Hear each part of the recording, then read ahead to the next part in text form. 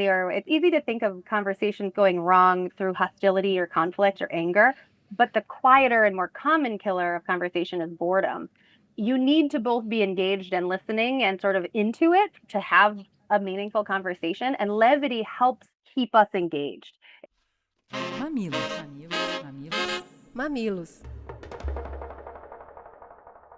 Mamileiros e mamiletes, sejam muito bem-vindos ao nosso espaço de diálogo de peito aberto. Eu sou a Juva Lauer e hoje o papo é sobre conversa. Vem comigo que você vai sair daqui entendendo como se comunicar muito melhor. Isso ajuda a gente em vários campos da vida. Mas antes, vamos para um breve comercial, é 1 minutinho, a gente já está de volta. Cris, a gente tem falado bastante aqui com os amantes de cachorro sobre alguns cuidados bem básicos, bem essenciais. Verdade, só que agora nessa época de frio, de chuva, às vezes dá aquela preguicinha de sair para passear, de levar na passinha para brincar, embora seja a hora que eles mais se divertem. Eu sou uma privilegiada, tenho um quintal, então os cachorros se jogam, brincam muito lá e eu posso pular esse passeio de vez em quando. Pra quem não tem quintal, eu tenho um amigo que leva numa creche, porque assim ele garante que os cachorros tenham companhia, estímulo e diversão o dia todo. Só vale mais uma vez atenção, nesses passeios ou mesmo em casa, os cachorros ficam expostos a sarna, pulga, carrapato e até verme. Esses parasitas estão em tudo quanto é lugar. É por isso que a gente diz que o cuidado tem que ser contínuo. A dica que a gente dá é NexGard Spectra, que é o único antiparasitário oral que protege contra esses 4 parasitas em um único tablete mensal. Ainda tem uma vantagem, os doguinhos amam, porque o tablete é sabor carne, então é sem estresse na hora de dar.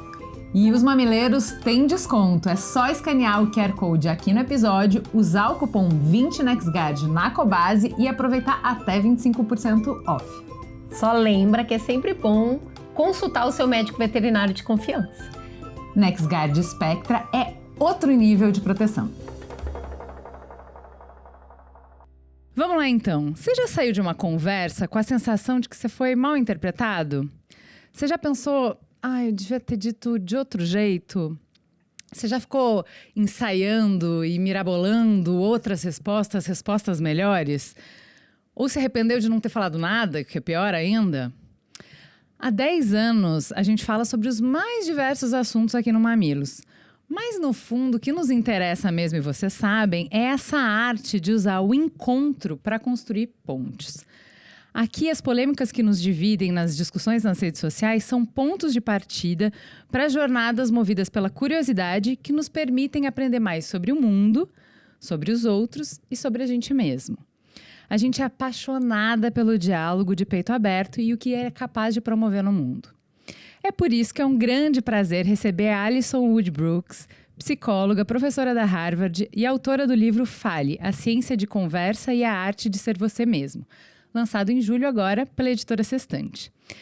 Nesse episódio, o que a gente quer? Explorar como as perguntas certas, como escuta ativa, leveza e empatia podem transformar não só uma conversa, mas uma relação inteira. Bora entender como ser um comunicador melhor na vida pessoal, profissional e até nos momentos mais difíceis?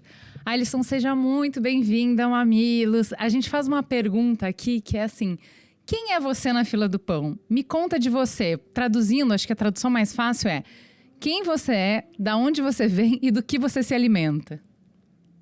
Oh my goodness. Hi, Juliana. It's so nice to be here. My name is Alison Woodbrook. I am a behavioral scientist. I am a professor at Harvard. I am the author of this book, Talk.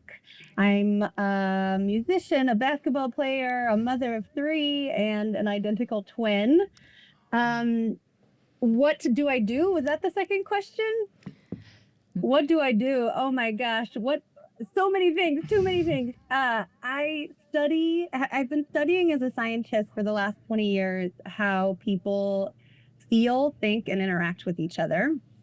After I got my PhD, I was recruited to Harvard to teach a course on negotiation.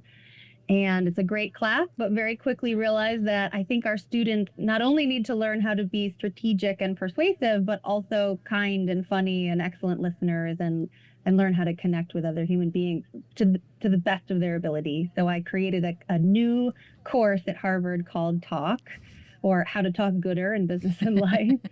And then I realized that fancy MBA students at Harvard aren't the only ones that need this training.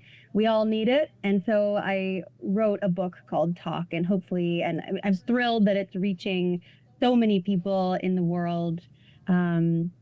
And all the way along, I am constantly reminded and humbled that I too am a human being who constantly needs to work on my ability to talk to people too, in all of the hats that I wear, right? As a professor, as a scientist, as a mother, as a friend, and as a spouse. What feeds me, what energizes me? I love people. I love talking to people. I love learning things from others. I think playing music and talking to other people are some of the greatest of life's joys, and I can never get enough. That's true of all people, whether it's my children or my family, all the way to, fancy Nobel laureate scholars. I love connecting with people. Então vamos lá. A gente tem a ilusão, pelo menos, que a gente sabe falar, né? Todo mundo acha que sabe conversar, porque a gente é uma das primeiras habilidades que o bebezinho destrava, né? Conversar. Mas você abre o seu livro com uma afirmação bem audaciosa, de que conversar é uma das atividades humanas mais difíceis. Por que você fala isso? O que faz da conversa uma coisa tão complexa? I know. We get to adulthood and it's this thing that we just do. It feels like it's instinctive. It should be second nature. We should be great at it. It should be easy.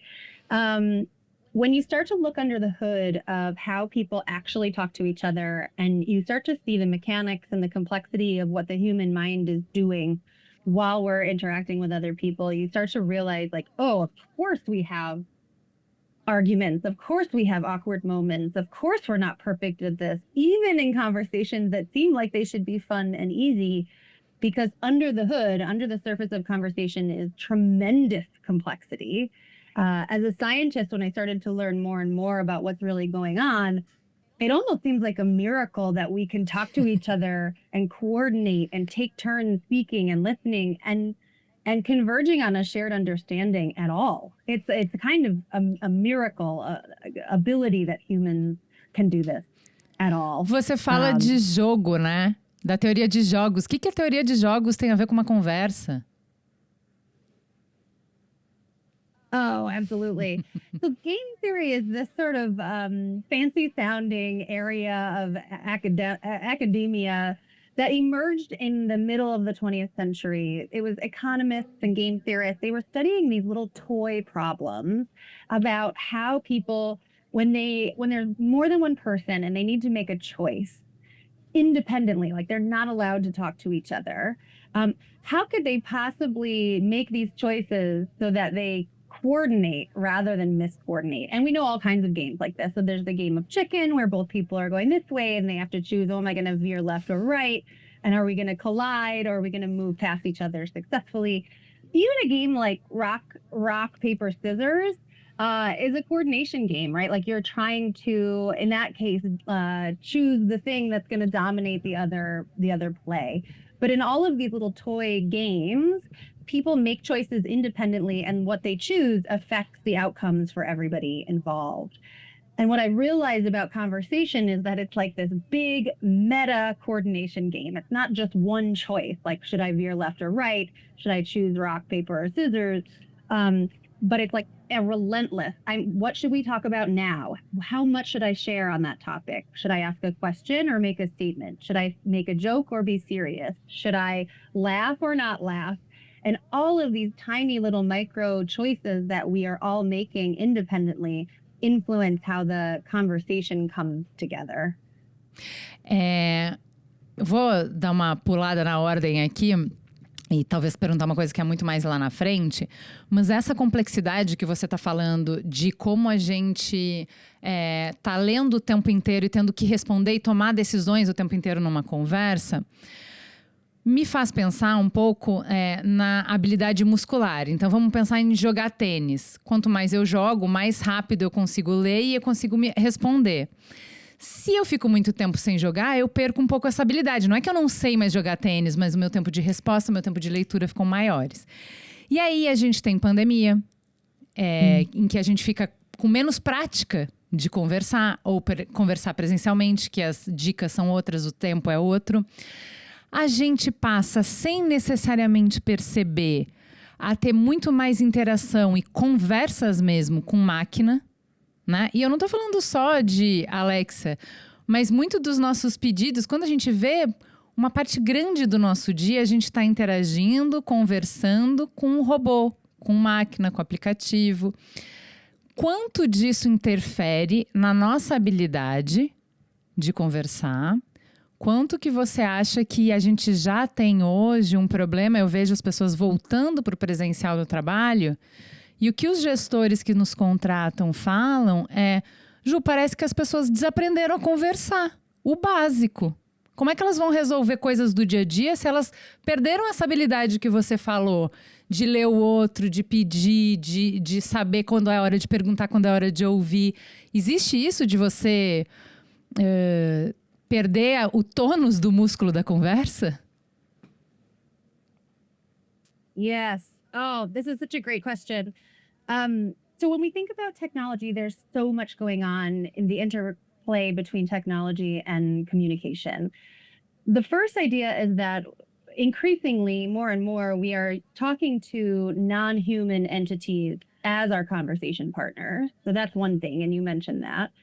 The other is that we are increasingly, and in a sort of wider range of ways, communicating with humans across different technologies, using them as the medium. So whether it's Zoom, Microsoft Teams, phone calls, Snapchat, social media, DMs, whatever mode of communication you're using, FaceTime, video chat, whatever.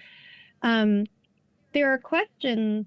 The questions are, how much are those technologies helping us connect with the number of conversation partners, but also the quality of those conversations, and how much are they disrupting our interactions or worsening them? So that's one big question.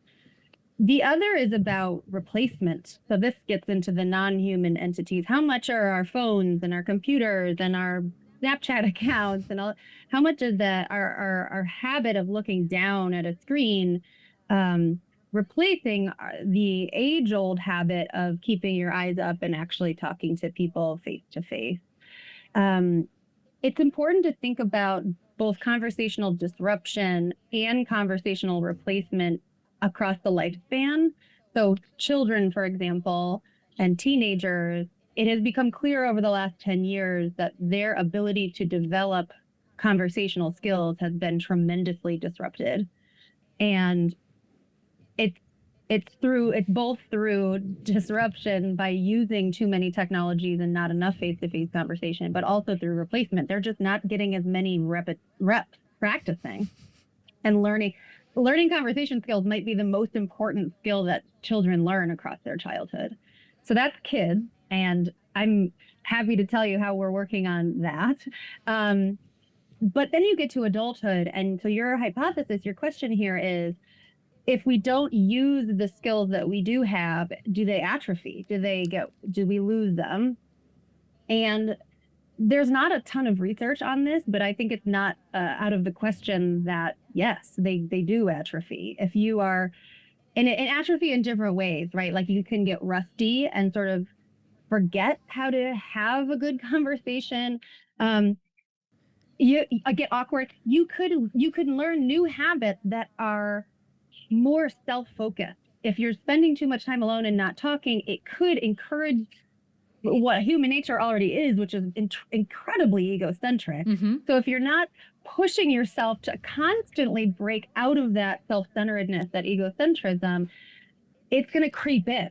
You're going to become more and more self-focused, and that's very harmful to conversation, to relationships, to lots of things.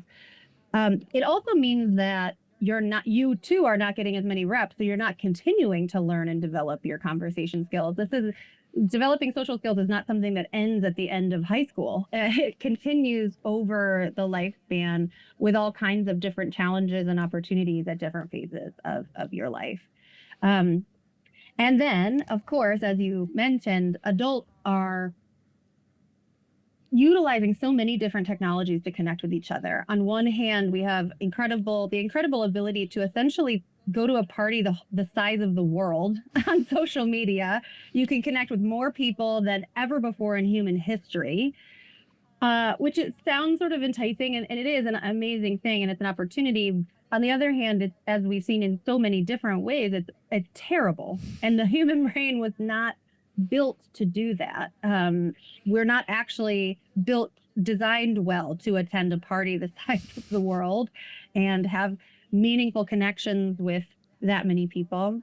In the book, I talk a lot about what happens to the nature of conversation as it scales from one-on-one to a small group to a slightly bigger group, and then upward and upward and upward. Social media is like the extreme of that. It's like you're having an enormous group conversation with all of the good and bad things that come with it.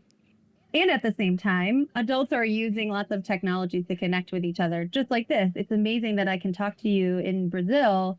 But gosh, our conversation would be a hell of a lot better if I could be there in person and eat your cake, your world famous cake in person. Com certeza. Quando você vier para o Brasil, venha para o Brasil, por favor. Tem muita coisa boa para ver aqui. Eu faço meu bolo de fubá com goiabada para você, tá? Agora, isso que você está trazendo, acho que já nos conecta com a próxima parte, porque quer a gente não ache que a gente é um bom conversador, quer a gente sinta que a gente era muito bom, mas ficou meio esquisitão depois de um tempo, mais solitário, mais sozinho em casa. Eu acho muito interessante que no livro você desafia o senso comum de que ser bom de conversa, ser bom de papo é uma habilidade natural. E você fala, até porque você dá aula sobre isso, que é possível aprender. Eu queria que você falasse um pouco mais sobre isso, assim, sobre por que a gente acha que é natural e qual é a sua tese de desafiar esse senso comum. Absolutely. In the book and in my course, we call this the myth of naturalness, where many of us walk around feeling like a good conversation should feel natural and spontaneous, and I should be naturally good at it and smooth and skilled. And we have these beliefs because we walk around the world seeing other people doing it. We see other people having successful conversations. We see some friends and leaders and CEOs or whatever seeming so smooth and knowledgeable, and we listen to podcasts, which have been heavily edited, and we're like, wow, they're so smart and funny and fun to talk. They're just so gifted.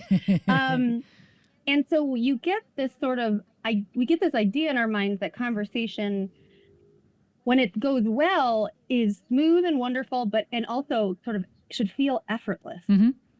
And that we shouldn't have to we shouldn't have to plan for it. We shouldn't have to work that hard. And it's this thing that you either have or you don't, which is not true.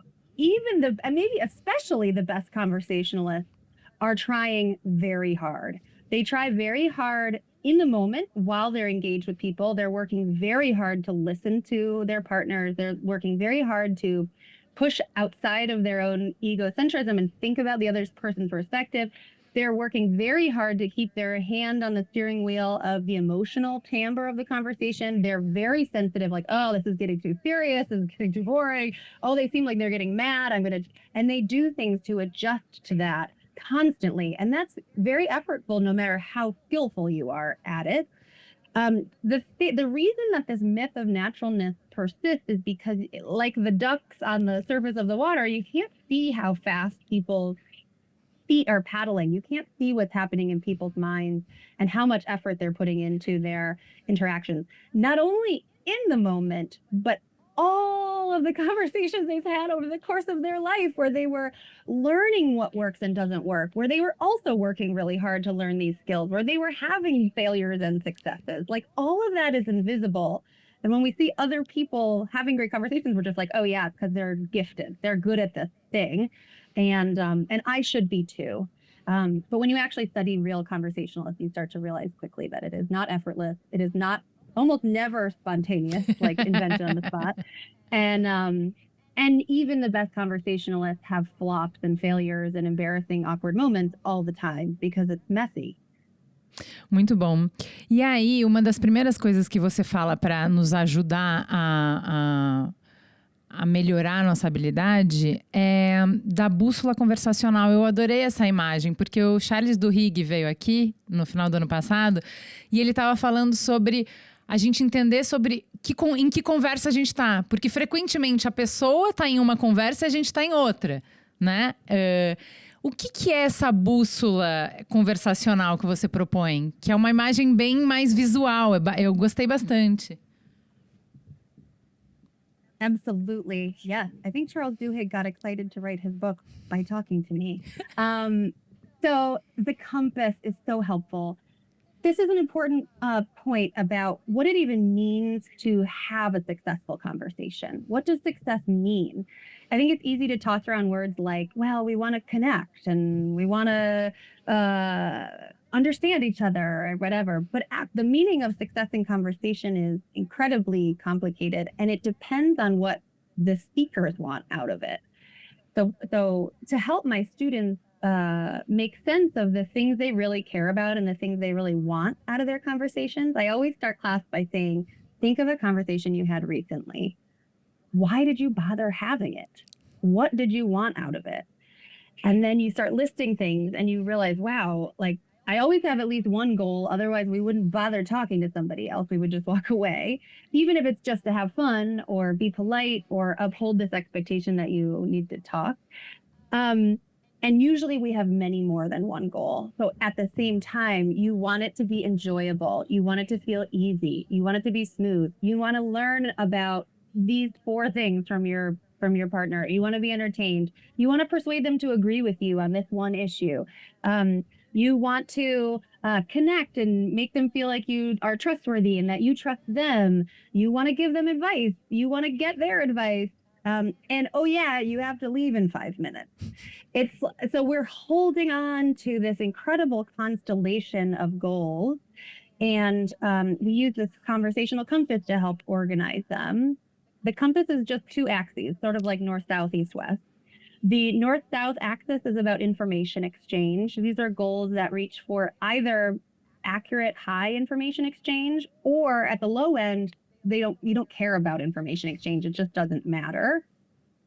The east-west axis is about your relationship. So the high relational goals reach for things that help the other person, that help your relationship. And the low end of that relational axis is about goals that are self-serving, things that serve you. That's not evil or bad. It's just how we are as human beings. We have goals and needs all around the compass. And the trick is figuring out how to pursue many of them at once, how to be nimble, how to have a little bit of clarity about what do I actually want out of this conversation, out of this relationship, out of my life.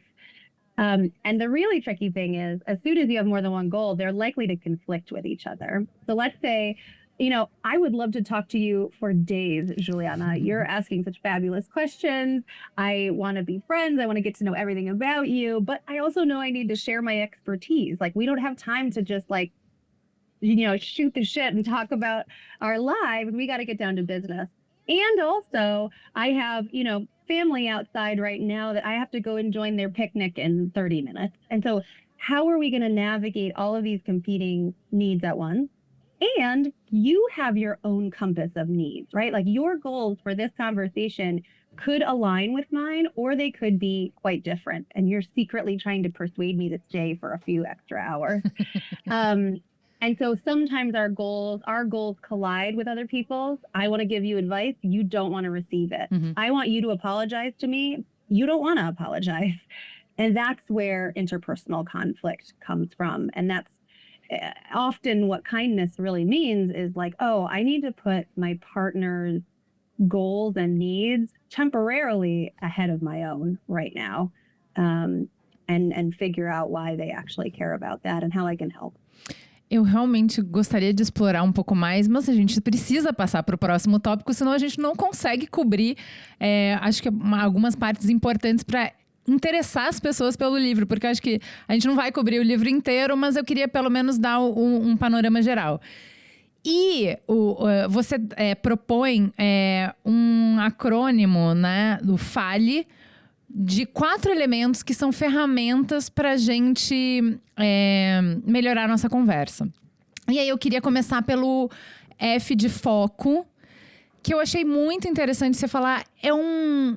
Não deveria ser difícil convencer as pessoas de que foco ajuda nas suas habilidades de conversa. No entanto, você falou que é bem difícil de convencer as pessoas que se preparar antes pode ajudar.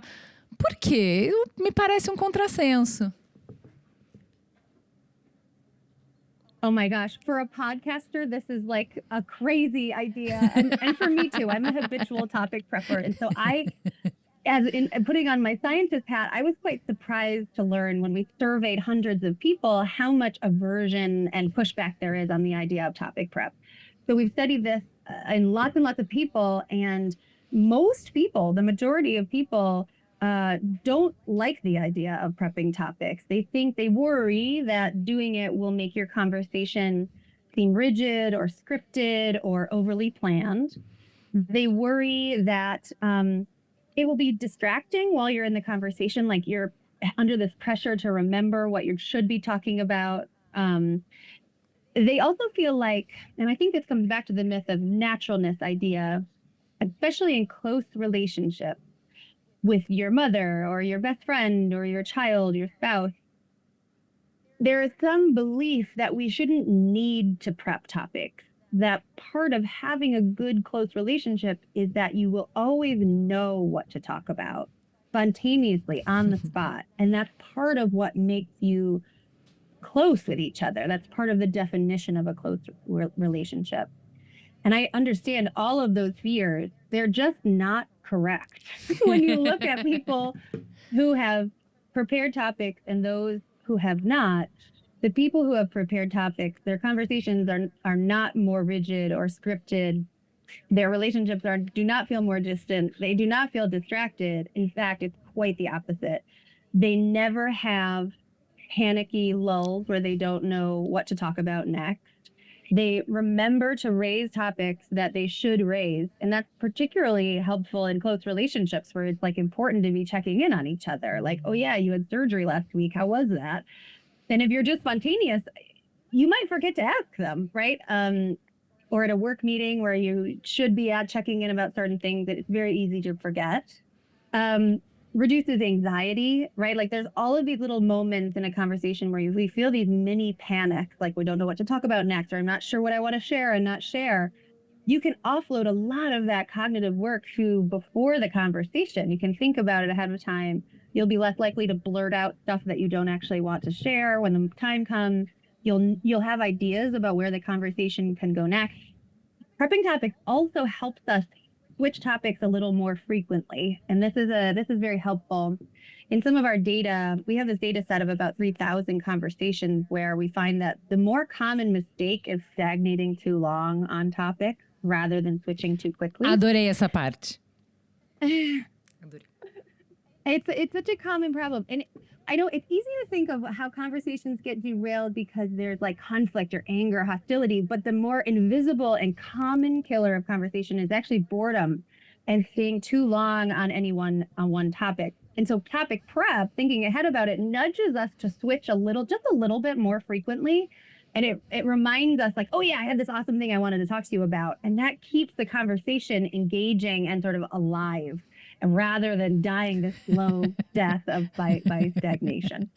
Tem 2 pontos que eu queria te trazer. Primeiro, em conversas de trabalho e segundo, essas conversas mais íntimas, que são bem diferentes, mas acho que ajudam a fazer o seu ponto da importância de preparação. Então, eu queria que você falasse um pouco sobre esse sistema 1 e o sistema 2 de pensamento e como o se preparar antes ajuda pensando em trabalho. Porque quando eu pego mentoradas, eu sempre falo para... antes de uma reunião, pensa antes qual é o objetivo da reunião, qual é o propósito que você tem, qual é o propósito que as outras pessoas têm, quais são os desafios e quais são as suas táticas. Para você estar mais preparado, não para você falar exatamente essas coisas. Mas porque se você se prepara antes, você consegue não ter que no momento reagir, você consegue ser mais propositiva e você consegue pensar em mais caminhos. Me conta o que isso tem a ver com Sistema 1 e Sistema 2, por que é tão importante a gente, principalmente em conversas profissionais, não todas as conversas, mas em conversas que são importantes, que você já sabe que você vai ter, que são definidoras da sua carreira, você se preparar antes. Absolutely. Especially in important conversations, but really in everyone, but important ones at work, it's incredibly taxing what we're asking our mind to do. Just the act of listening to other people and trying to absorb what they're saying and absorb their nonverbals and really process what the meaning of what they're saying and how that's related to adjacent ideas and the burden that we're putting on our minds during especially complicated or hard or maybe even emotional conversations at work is tremendous. So any of that cognitive work that you can offload to before the conversation is going to free up space during the conversation to be your best self, to be your best listener, to have your best ideas. And I love that you're giving people the advice of thinking about your goals ahead of time, think about possibly topics, think about strategies that you can do. You don't need to talk about it explicitly, but knowing that and offloading that cognitive effort to ahead of time then frees you up to be really present and to be really engaged and really creative when you're actually in the presence of other people. I had an advisor in graduate school who said, I want you to think of the most terrifying questions that someone could ask you during an academic talk or during a meeting, during a negotiation, the things that like really keep us up at night. Like we really worry about them. It's really scary. And he said, don't just avoid them, write them down. And then write down pithy answers to them. Like, what is the best possible way that you could answer that? It may not come up during a conversation, may not come up during a negotiation, but if it does, then you're ready to answer it in the best way that you possibly can. And so instead of feeling terrified in general and then like panicked in the moment, you're just ready for it. And that's true whether for scary questions, it's true for really most topics in the world. And I just think that's terrific advice. É que eu acho que as pessoas têm medo de fazer isso e parecerem manipuladoras. Elas têm medo de fazer isso e parecerem roteirizadas. E não é sobre ser roteirizada, porque você não vai pegar o papel e ler a sua resposta.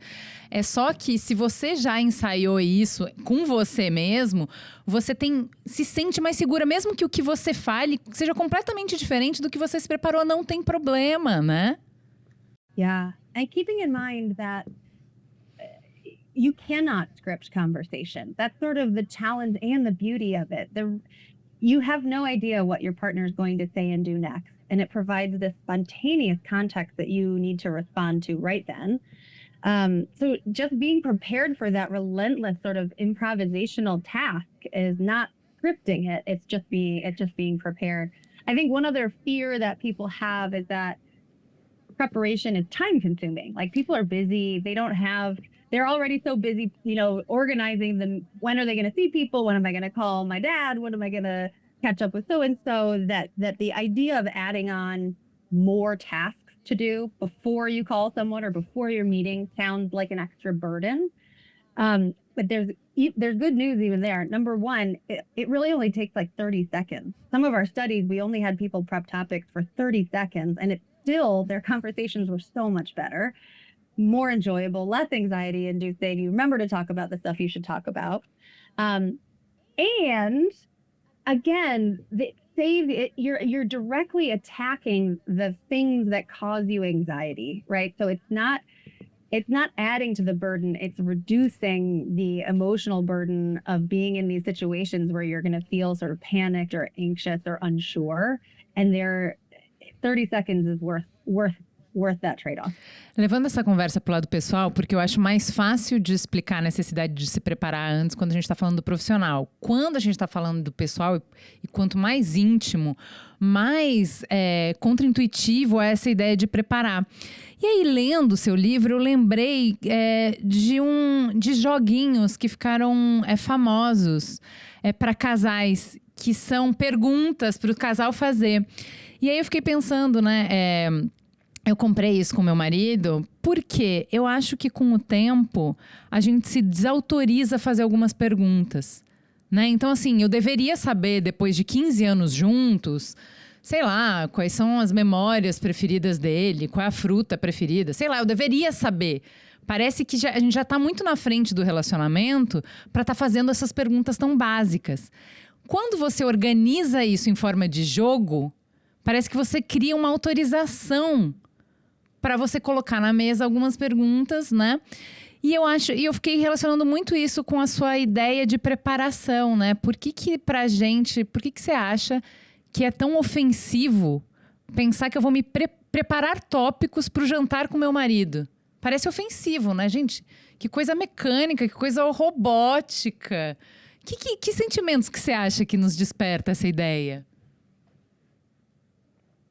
Oh, it's so amazing. That's such an excellent point. I think that's a huge part of it. Especially in close relationships, we have this belief that you get far enough along in a relationship and you're not allowed to do certain sort of silly things like, oh, I prepared these 3 questions for us. Like that undermines the closeness, the naturalness and spontaneity, coolness of the relationship. It's one of the reasons I like teaching my course so much is that I get to be this authority figure that comes in and nudges all of these students, all these adults who otherwise feel like they don't have the permission to ask these strange questions or experiment with weird conversational strategies. I give them the permission and nudge they have to do it. And I get to be the scapegoat. So like if it doesn't go well, they can blame me rather than each other. And I wish I could do that. I hope that the book could serve as that in other people's lives, but I wish I could do that for everyone games are a good way to do it, right? Then you get to sort of say, nope, well, the cards are telling us to talk about this. It's not me saying, oh, let's talk about this. Recently, I've been thinking about designing some conversation games of my own, both for children and for adults. I think it's a terrific way to almost have like an external scapegoat to blame because it is stuff that we should all talk about. But if you were to bring it up naturally and pretend like, oh yes, I'm dying to ask you about this thing, for some reason that feels sort of unnatural or in a way. I always make my husband try little games kind of for fun. At one point we did the 36 questions to fall in love from Arthur Aaron. And more recently we played a card game where somebody designed this game called Fair Play, where you divide up household tasks and see who does what, mostly out of curiosity of like, how did they design these games? Some of those games don't actually lead to fun conversation. It feels like it should because it's under the guise of a game, but it's got me thinking about like, what is the difference between a game and just a conversation? First of all, it's sort of a philosophical question. You can gamify anything. And then what are the actual things that make conversations or games actually fun compared to like, we're just doing this thing with cards, but actually it's miserable and we're getting mad at each other. Boas perguntas. E eu realmente gostaria que você desenvolvesse esse jogo. Eu quero esse jogo. Eu quero que esse jogo exista no mundo. To be continued. I'll report back. Agora, se a gente está se preparando muito, me parece que a gente perde essa small talk, essa conversinha, esse papinho furado que a gente fala em português. Mas no livro você faz uma defesa desse papinho furado. Por que papo furado também importa? E como ele importa? Oh, this is such a good transition. You're exactly right. I think part of what the idea of us sitting down at a normal dinner with our partner and saying like, tell me your deepest fear, or, when was the last time you cried? Like you need a nudge to get to those topics and they feel weird to raise because they are so far away from the sort of small talk, everyday types of topics that we discuss. So in the book and in my course, we talk about a topic pyramid. There are 3 levels to this pyramid. The bottom level of the pyramid is where small talk lives. This is topics you could talk about with anyone in the world. The weather, what are you doing this weekend? How was your day? How are you sleeping? What did you have for lunch? Sort of just bland, mundane things that we can all conjure, things you'd ask in an elevator. Mm-hmm. Then moving up a tier is sort of medium tailored talk. And there's many different ways to move from small talk to medium talk that it becomes more personalized. It becomes a little more vulnerable, or it might not be personal at all, but you're talking about something that is much more exciting and sort of relevant to the person's preferences or expertise. Mm-hmm. At the peak of the pyramid is deep talk. And that's the idea that we have of like, well, what if I sat down and dove right into those deep talk questions? Like, when is the last time you cried to yourself? Or like, who's the person in your life you've admired the most ever? It would be weird to sort of start there. The idea of this topic pyramid is to say, it makes sense to start at the bottom. Like, it's normal and a well-worn social ritual to say, how was your day? How are you doing? What made you feel happy today? So the small talk itself is not the problem. It's that people get stuck there too long and they do not climb the pyramid. They don't get into more tailored points. They don't ask follow-up questions. They don't reveal interesting things about themselves. So they're saying, it's rainy. Yeah, it's rainy. It's been rainy for 3 days. Instead of saying, I love it when it rains. It's so cozy and I feel so safe and I love the sound of it on a tin roof. Like, that's going to launch you out of small talk immediately. Even if someone is like, oh God, I hate it. My hair is terrible. It gets all frizzy when it's humid, right? Like, getting a little more personal helps you move away from the mundanity of small talk. And not every conversation is bound for the peak, for those deep talk topics. It's more sort of like, let's be aware that every once in a while we land there. And when you get there, it is awesome. It should be appreciated and cherished. Like, we only get so many of those deep talk magical moments with a certain number of people in our whole lives. And so just being a little bit more aware, a little more grateful when we get there, I think can go a long way. So don't get stuck at the bottom too long and appreciate the top. And know that it's normal to move around the whole pyramid throughout a conversation. Você dá um exemplo de uma entrevista em que justamente a entrevistadora consegue chegar lá e aí ela rapidamente volta, porque também essa agilidade de não ficar tocando no que é mais profundo, de poder circular, é muito importante, né? Mas, para fazer a gente já tá na segunda ferramenta, que é o aprofundamento.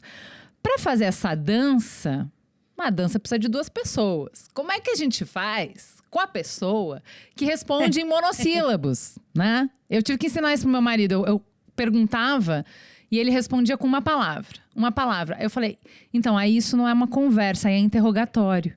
Entende? Você pergunta, como foi seu dia? Bom, você fez a reunião? Fiz. Aí virou um interrogatório. E assim, aqui não é delegacia, daí no caso. Se você não quer conversar, a gente não conversa.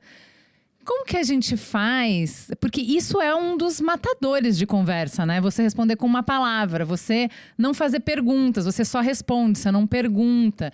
Como que a gente faz para sair dessa? Tem como sair dessa? I love this question. I think we all experience this. The question is sort of like, is it better to not talk at all in that situation? If someone is unable to give you what you need and have an actual back and forth, is it better to sort of just say, okay, let's not talk right now? Like, you're not available to do the thing that I need you to do. And the answer might be yes. It's not always the best to have a conversation. I mean, I don't need to say that to introverts or really to anybody. You want to have a conversation when both people are able to listen to each other and engage and ask questions and answer them and hear each other. If you're just talking because you're in the same place together and it feels like you have to, that is not the sort of rewarding social life that I think most of us want. And it might actually be better to just sort of quietly coexist. There is a beautiful sort of cozy intimacy and companionship in being together and not talking also. And so, yeah, I think it's a cool topic to raise with the people in your life too, and say, like, maybe we need a code word. If you're not mentally available to actually talk, we need like a code word to be like, foliage, not now. Now's not the moment. Eu acho que é importante a gente poder falar para as pessoas, sinalizar para as pessoas o que está acontecendo, porque não necessariamente a pessoa é consciente do que ela está fazendo, entende? Porque é isso, eu ensinei pro meu marido, isso aqui é uma não conversa. Yeah. Você acha que você está conversando, mas você não está conversando. E isso não tem um impacto nessa conversa. Tem um impacto em todas as próximas, porque eu posso entender que você não gosta de conversar, ou que você não gosta de mim, ou, né? Então, assim, só entendo o que você está fazendo quando você está fazendo isso. and these small things, this type of imbalance, especially in accumulation over time in a relationship, these are the types of things that truly can wear down a relationship, that can cause resentment. If every day, all day long, someone is feeling like the other person is not engaged with them, that's what leads you to like sort of chew on your resentment about it. So being able to talk about it openly is really commendable. How did your partner respond when you told him? Ah, ele mudou bastante, porque ele entendeu o que era uma resposta para mim. Ele entendeu o que é uma não resposta e ele entendeu o que é uma resposta. E eu acho que também tem isso que você falou de eu entender quando tem disponibilidade para conversa e quando não tem. Mas aí eu marco na conversa, ó, tá vendo? Agora não tem disponibilidade, eu volto outra hora. Então ele já sabe que se ele quiser conversar comigo, não pode ser desse jeito, que isso é uma não conversa. That's such a gift. I mean, that right there is such an example of great communication. And saying, I see you're not available, we have to be able to say that without judgment or anger too. Saying like, truly, it's okay that you're not, it's okay that you're not available. I'll wait till later. I'm not mad about it. I'm just making an observation about what we're available to do here. Mas right acho que isso volta, pensando melhor, acho que isso volta para sua bússola. Que é, muitas vezes, quando eu tô fazendo essa conversa, eu tô pouquíssimo interessada no que ele fez no dia. Eu tô interessada em conexão. E acho que foi isso que foi possível a gente conversar. Que é, olha só, parece que eu tô tendo que ordenhar a informação de você, quando não é isso, eu tô zero interessada. Quando eu te pergunto, é porque eu quero mostrar que eu me preocupo com você, que eu tô interessada em você. Mas não necessariamente no que você tá fazendo, se você fez ou deixou de fazer e tal. Se eu entendo isso, e eu entendo que ele tem pouca disponibilidade, que não é a conexão que ele quer, não é contando o dia dele, a gente pode fazer outras coisas, às vezes até mais divertidas, que um casal pode fazer juntos, que trazem conexão, que não é exatamente uma conversa com palavras. A gente costuma se resolver bastante assim. I think it's a very important point you're making about question asking in general, is that it serves lots of different virtuous goals, but they're different from each other. On the surface, asking a question seems like, oh, the main point here is that I want to learn from you. I want you to tell me something that you know that I don't know yet. And that's true. Questions do have that informational power to increase information exchange.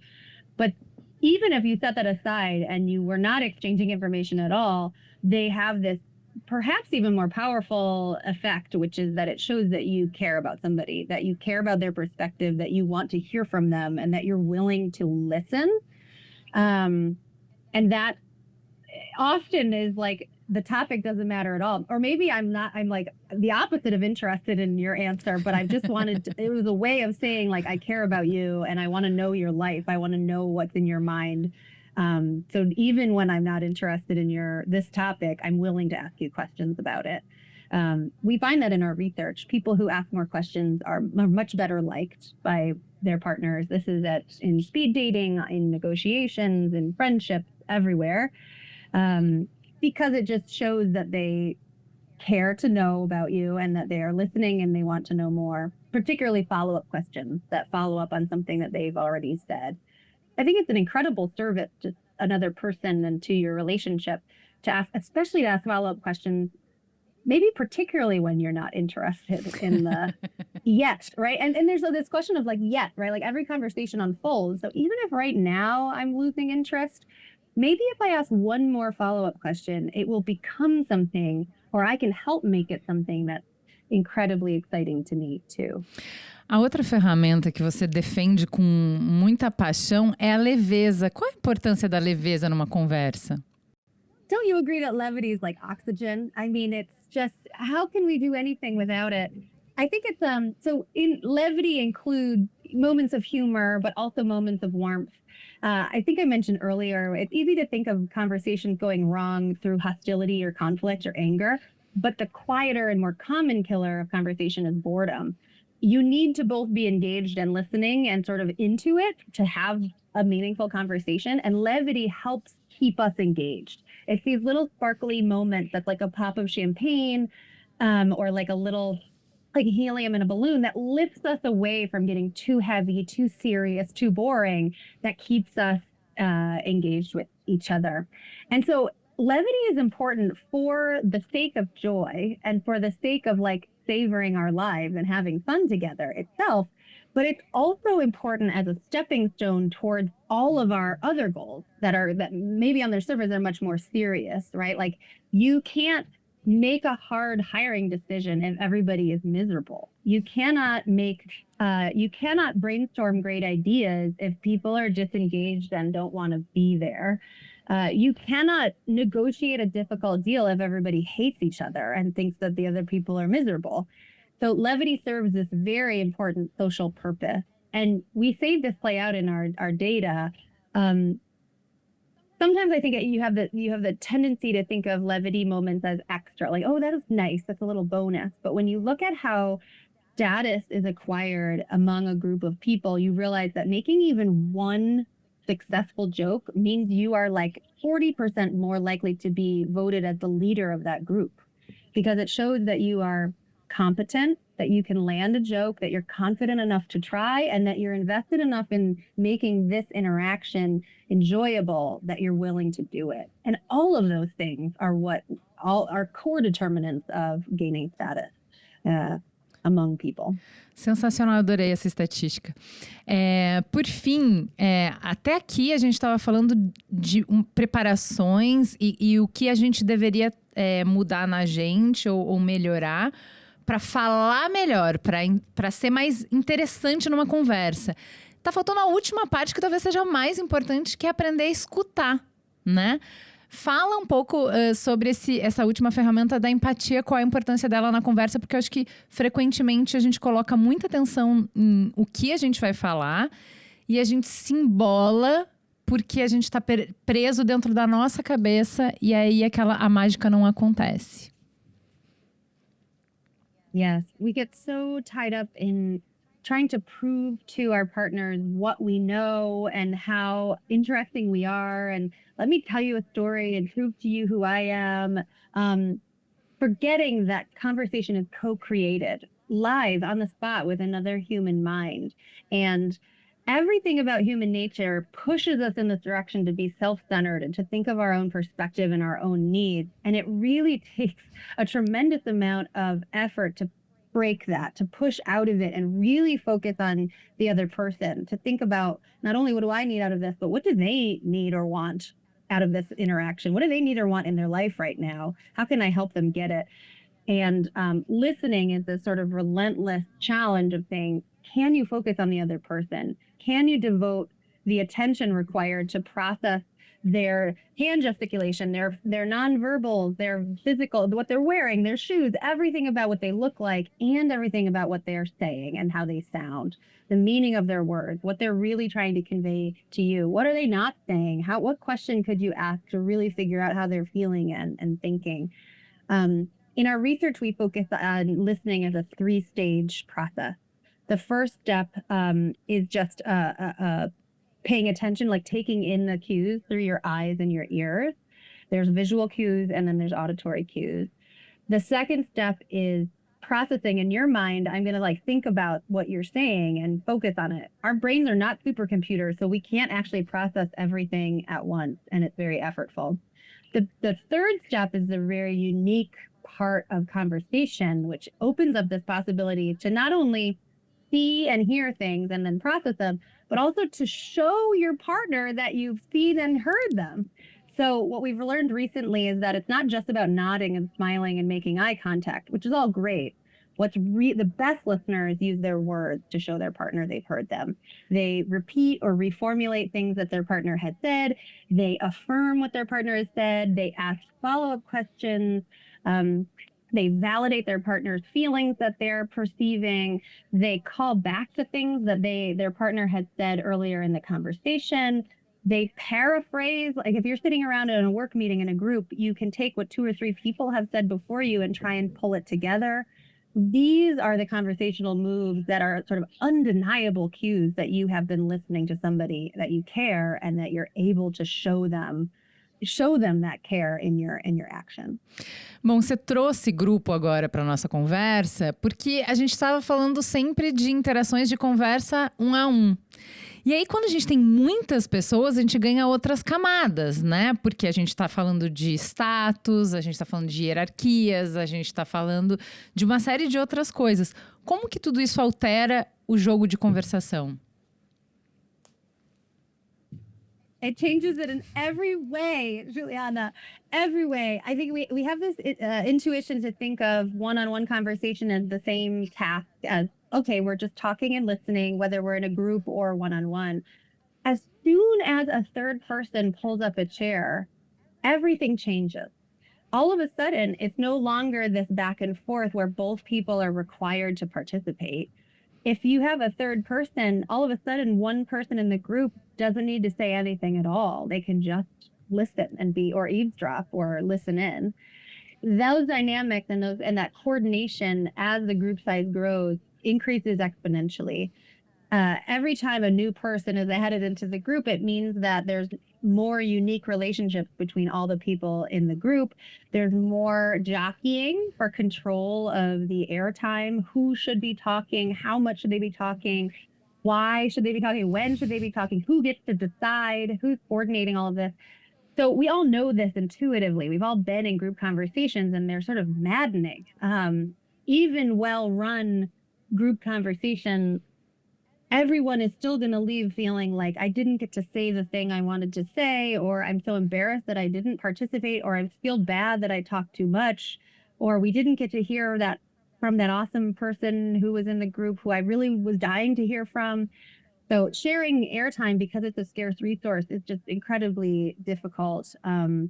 And so group conversations, we call it a kerfuffle. all of the things that make one-on-one conversation surprisingly tricky multiply exponentially in group. Aí a gente pode ter a figura de um mediador.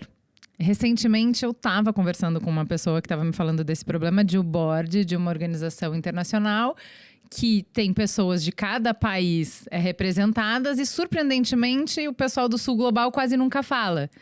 E aí a resposta é, não, mas a gente deixa aberto para qualquer um falar. Aí, assim, eu tava explicando justamente para ele o papel de mediador, que não é exatamente assim que a coisa funciona. Não, tava aberto, quem quisesse falar podia falar. Qual é o papel de mediador? Como um mediador pode tornar melhor essas conversas? Yes. As soon as a group gets larger than, say, 8, 9, 10 people, you almost have to rely on some sort of leader or facilitator or host, or on some sort of formulaic way of doing sequential talking or passing a baton, some sort of structure that helps monitor airtime. If you find yourself as the leader of a group, or in the book we call it a steward, it's almost more like you're hosting. And the host's job is to monitor the content of the conversation. Who has value to add? What are our goals in each pasture? So let's imagine a work meeting, for example. You should think, what are our goals for this meeting overall? And what are the topics that we need to talk about to get there? How much time do we have? Let's say we have an hour. We're going to spend the first 10 minutes doing divergent thinking together. We're going to create as many ideas as we possibly can together. That means we need to hear from everybody in a very quick sort of popcorny format. After those first 10 minutes, let's say, then we need to choose the best one. We're going to spend 10 minutes converging on the best idea that we've come up with. Now the style of conversation should change, and you should plan how you think that part of the conversation should go.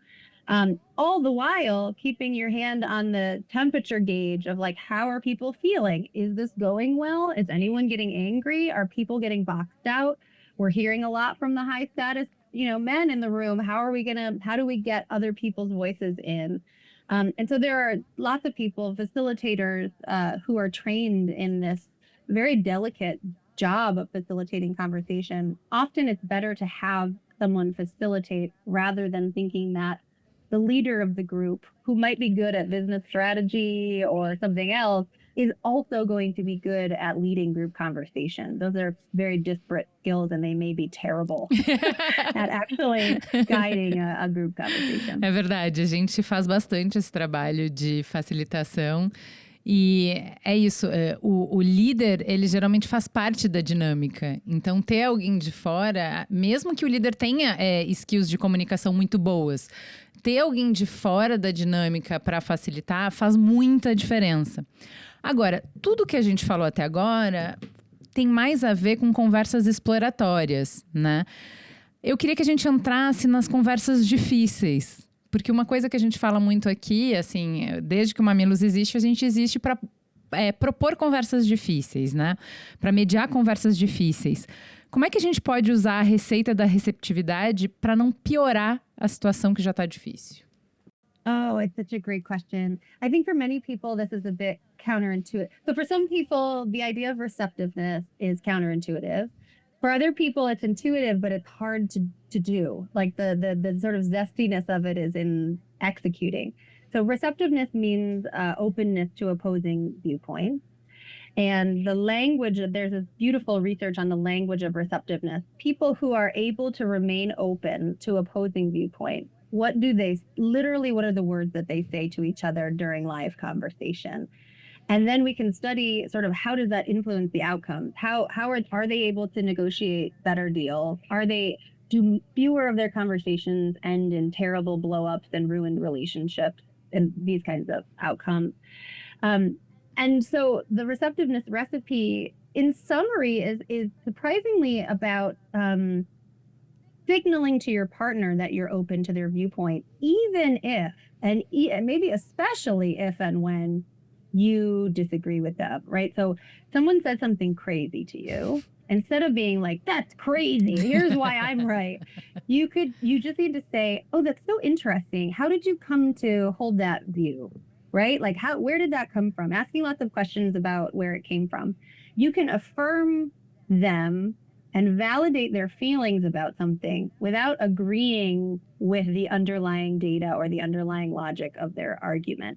And I think what many of us forget to do is that validation piece, saying like, I respect you and I believe you and I can totally understand why you have come to feel this way about this or hold this view, before you then move on to the second part of your statement, which is like, let me wear my skeptic hat for a second and let's interrogate this complicated issue together. We forget to do the validation piece and go straight into the disagreement or the interrogation piece. And then everybody gets into a sort of attack and defend dynamic, which the temperature rises, everybody gets mad, nobody feels heard. Actually, there's this really cool research showing this correlation when people disagree with us without validating our viewpoint, we feel like they're not listening to us. It's like we equate agreement with good listening and disagreement with bad listening. And so the receptiveness recipe achieves both of these things. You want your partner to feel like you're hearing them and you respect them and you care about them and you think they're reasonable. You're not judging them negatively. And also, let's get to a place where we can consider different viewpoints on an issue and figure out what is the best underlying truth that we can learn about here. What's the best data? What can I learn from you? And it's easy to sort of say all of these things, but in practice, you need phrases and language and lots of practice to actually get good at it.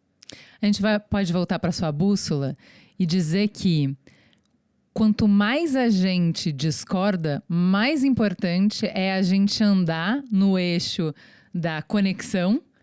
Você precisa primeiro assegurar a conexão para depois poder discordar, porque daí você vai conseguir discordar. Isso? That's right. And it's exactly right. It's all about sequencing. It's like before you can go over to persuasion, which is in that advancing quadrant that's like self-serving and high informational, before you can get there, the correct sequence is to do connection, probably even some savoring. Like, why don't we laugh together a little bit first? Why don't I ask about your kids? Why don't we talk about the many hundreds of things that we agree about and have fun and build trust before we immediately dive into me trying to persuade you that I'm right? Because no one wants to hear that. That's very difficult to be on the receiving end. And I think it's very easy to forget that. Eu juro que a última pergunta, que tá muito interessante. Eu tenho várias outras, tá? Mas eu vou fazer só mais uma. Que é, às vezes, deu tudo errado. E a gente precisa pedir desculpa. Primeiro, assim, por que é tão difícil pedir desculpa? É muito, assim, é difícil mesmo. Por que é tão difícil? Sendo que a gente, como mãe, fala para as crianças como se fosse fácil. Vai lá e pede desculpa pro seu amiguinho. E a gente não vai lá e pede desculpa pro nosso amiguinho, né? Vamos lá. Por que é tão difícil e qual é a importância disso? Oh my God, you're so right. Apologizing is so hard. And there's really no world where it will ever not be hard because it requires that you make yourself vulnerable to someone else. You're going to someone else and saying, I am sorry for this. And I hope I want to acknowledge that you are hurt or that I hurt you and something is wrong here and I feel badly about it and I want to do better in the future.